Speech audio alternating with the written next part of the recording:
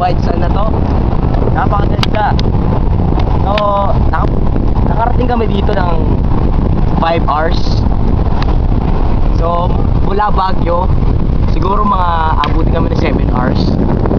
Kasi sobrang traffic nung gabi yun.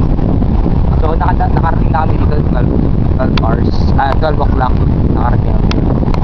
So, makikita nyo dito sa park na to, yung mga kubong yan. So, ang renta ng mga kubong yan, nagkakalaga ng 1,000 per 24 hours. So, yun. Tapos, may mga kusina doon.